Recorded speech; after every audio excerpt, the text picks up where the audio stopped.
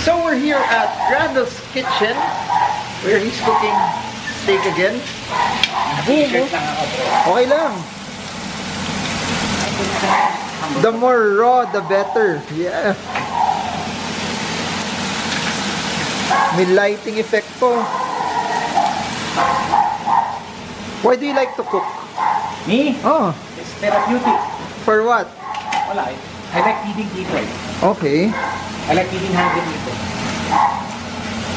What's the joy that you find in cooking?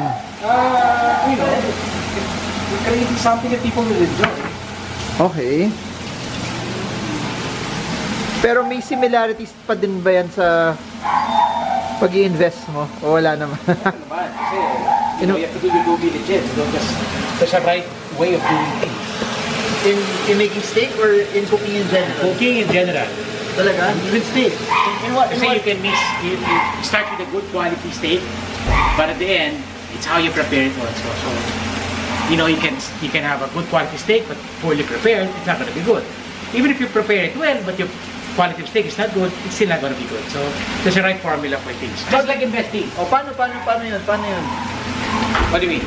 Paano nag-investing? How can nag-investing? Well, so basically, you know, when you're investing, you start off with your objectives, why you're doing it, there's a strategy of doing it, and also selecting the right instruments for you. No? For instance, you might invest in something that's not fit for you, and eventually you realize that you made a mistake in that investing and time has passed. It's just like cooking, no? You might end up with a food that you don't like. Or not it's not something you're expecting. Okay, so pero, can you relate this to ano? Can you relate this to, this is like direct investing. Like ako mismo nagluluto. Ako more of mutual funds. I go to places where people cook for me. You know, the reason why I cook prepares because I'm cost efficient. No? So, I feel that, plus, you know, I want to cook it the way I want it. Plus, you know, when you have a big family like mine, it's cost efficient to prepare your food at home rather than eating out. No, you're single. Ay, hindi ako single. Ay, sorry. May love life ako. May love life ako. Married without kids. Sorry. Married without kids, so... May pumatol sa akin. Married without kids, so your cost is lower than mine. I have 4 kids. You have none. So, when you eat out, times 2 lang kayo. Kami times 6. So, if I want to give them good food, it's gonna be very expensive. So, the trick is, I learn how to cook. So, what kind of beef is this? This is a Angus ribeyes, and some of them are hanging tenders. Okay. What's a hanging tender dito? Ito. This is a hanging tenders. Why is it called hanging tender? The different cuts. It's a little bit.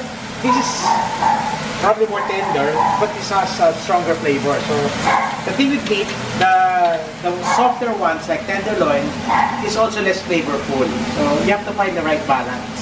The highly flavorful ones can be tough. So you can't prepare it this way. So you have to prepare it. So you should know your steaks. And you should know your meat. Kung stocks yan, ano dyan yung blue chip? Siguro the blue chip will be the ribeyes. Okay. Kasi the ribeyes, it's a good balance. Good balance. It's more tender, but no, it's more tender. It's not that tender compared to, let's say, tenderloin. Okay. But the flavor is good. So, ayaw mo naman, malambot ka, wala naman lasa, di ba? Dadaanin mo to sauce. So, depending on what you're cooking, let's say you're cooking something as highly seasoned like salpicao, then those things are good. No? Kasi, puro sauce yung salpicao eh. Puro sauce. Puro garlic. May soy sauce, may everything. But this one, I'm just using olive oil and salt and pepper. So, I'm coming up with the taste of the meat talaga. What's your biggest technique in cooking na alam mo, it's distinct with you? Siguro it's getting the right ingredients, and I don't rush things, so I learn how to do it properly. And I learn, sabi ko na taught me over the years. Boom, looks good, oh. Okay, you don't rush things because... I don't rush things. So you're gonna be eating soon, so you have to put the camera down. Last, is that the same as investing? You're not supposed to rush things? Yes. Why? Kasi gusto mo instant, microwave food, it's not gonna be good. Because? Instant Get mo? Instant food, like instant noodle, will never compare to this kind of food. Okay.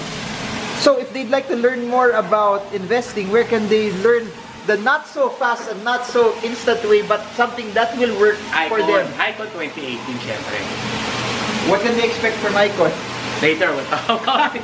Si Marvin, I'm preparing my food. Pasusunod to. Ito na yung video ko eh. So, Icon 2018, May 26, 2018. Here, experts, Randell Tiongson, Rex Mendoza, Dodong Kakanando, and so much more that will be there. So from business to entrepreneurship to investing and everyone else in between that wants to learn more about how you can actually invest the right way and then in a not so shortcut way. That's what Icon 2018 is. That's what you will learn there when you can grow wealth over time, and that's his style. It's a no-nonsense approach. Not just to cook, not just to cooking, but also to growing your wealth. Yeah, so we're gonna enjoy this in the next few minutes. Grabe. Ay, hindi mo na consider magtayo ng steakhouse? No, that's not for everybody. Ano na? Boom. Marvin's gonna support siguro. Buti na lang naging ninong kita. Bye everyone. See you all Icon 2018.